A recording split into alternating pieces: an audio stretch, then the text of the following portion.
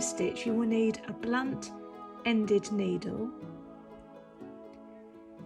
You can use up any coloured yarn to sew up your squares, as it's an invisible seam and you won't actually see the stitching. I'm going to use this brightly contrasted yarn to sew these two pieces together so that you can see more easily where the needle is going into the work. First of all, you need to familiarise yourself with where you're going to put the needle. So if you look at the edge of one of your panels, you will see that in between the edge stitch here and the second stitch in, if you slide your needle in between those two stitches, you will see that there is a bar,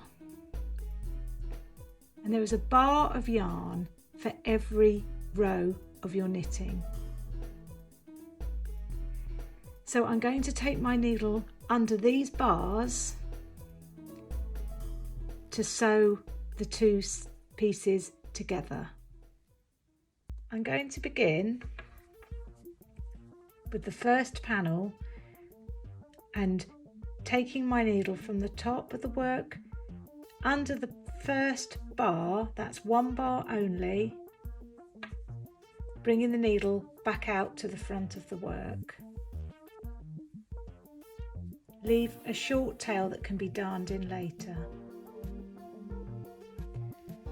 Then I'm going to go to my second piece and I'm going to put my needle in to under the same first bar on this piece of fabric, but this time I'm going to take the needle under 2 bars.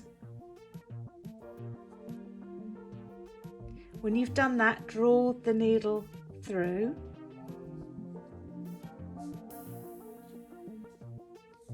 So just to clarify there, I've gone under 1 bar on side 1 and 2 bars on side 2.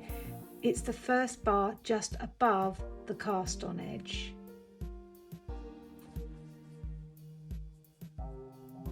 I then put my needle back into that same gap where the yarn is coming out of on the first panel, and I slide my needle under 2 bars.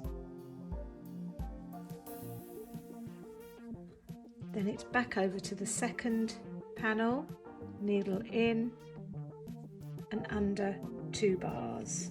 And from now on, I'm going to repeat that, going into the same gap, under the next 2 bars,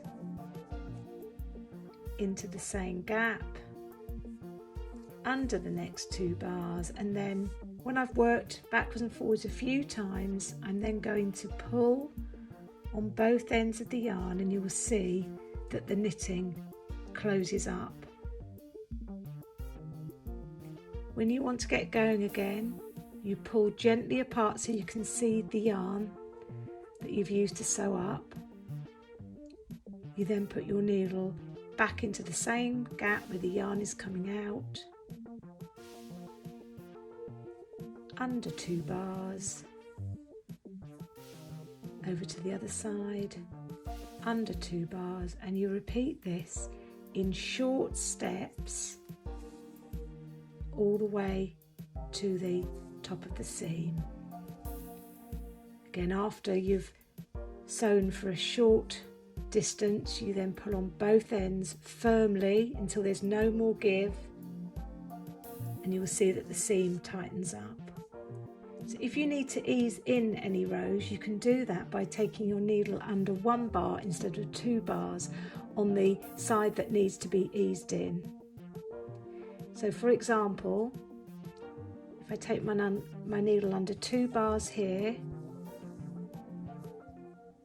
but on this side that needs to be eased in because it's got fewer rows, I take my needle under only 1 bar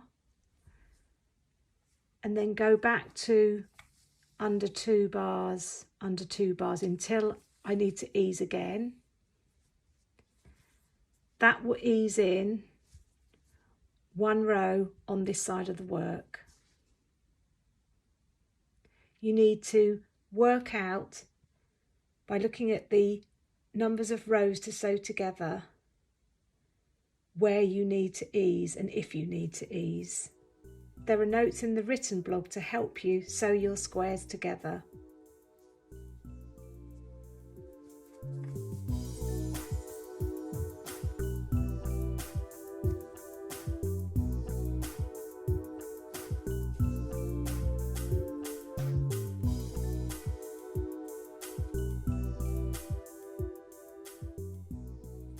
If we look at the reverse side of the work, you can see that there is one stitch from each panel taken into the seam. You can see also, if you turn the seam on its side, the panels on their side, you can see where those stitches are, but they are invisible from the front of the work.